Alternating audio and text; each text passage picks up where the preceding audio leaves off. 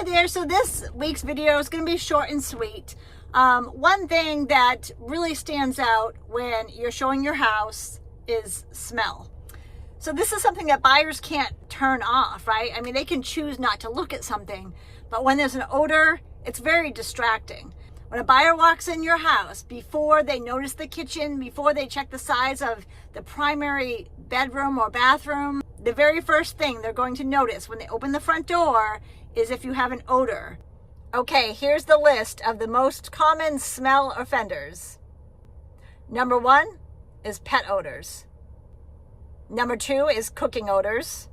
Number 3 is cigarette smoke. Number 4 is a musty smell. Number 5, overpowering air fresheners. Number 1 is pet smells.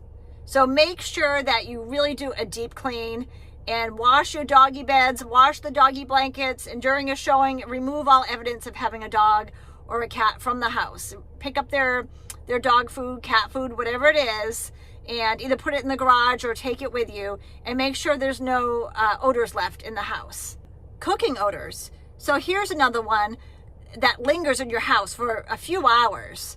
So when you put your house on the market, I'm not saying that you have to eat out all the time, but maybe make some meals, things that are easy to heat up that don't actually permeate the kitchen. So no big breakfasts with eggs and bacon and something that may linger for a few hours, especially if you have a showing coming up. So you want to make sure that you don't have any of that kitchen smell. You want it to smell fresh and clean. So before you leave the house, clean up the kitchen really well. Use lemon scent soaps, make it smell fresh and clean. Sanitize everything. We don't want any food smells in the house. Cigarette smoke. So smokers don't realize that their house may smell like smoke. So here, cigarette smoke actually lingers. It lingers in the carpet. It lingers in the curtains, your couches, sometimes on the walls. So if you do have a cigarette smoke house, you're probably going to want to not only wash and wipe down your furniture, but also clean your carpets, maybe even paint your walls to get rid of that smell. And during the time that you're showing your house for sale, and then during the time that's on the market, if you do smoke, you want to make sure that you smoke outside, not in the garage, because if you have your doors closed in the garage and then someone goes out there, they're going to smell the smoke in the garage as well. So try to keep that all outside. Any smoking activity you want to keep outside during the time that you're going to keep your house on the market. Another one is musty or damp smells. So here it smells like the house is musty or damp. The windows may have been closed up, so crack your windows, get some air running through your house a little bit. If you do have a musty odor, especially in a basement, you probably want to pick up a dehumidifier and keep that running, making sure that you don't have any of that musty smell. Another one is air fresheners. So believe it or not, overpowering air fresheners. This smell, you may think it's a good thing, but it's not. Buyers actually ask, what's that strong air freshener smell? What are the sellers trying to cover up?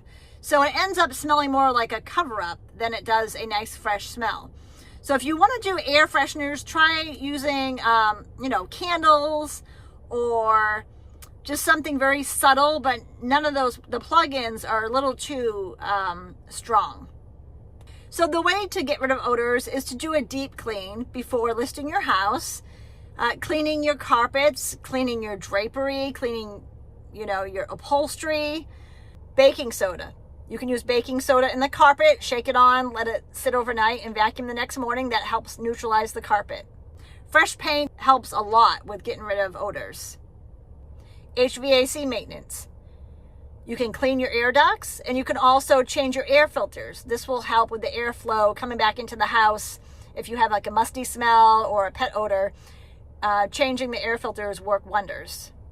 And if you do decide to add a scented candle or some type of light smell, you want to neutralize it first. So make sure you get rid of any smells neutralize it, and then specifically add like a fresh lemon smell or something like that. Scented candles like fresh linen or lemon. These are clean smells. These are universal and just smell fresh and clean. So the best way to know if your house has an odor is to have someone who doesn't visit you on a regular basis.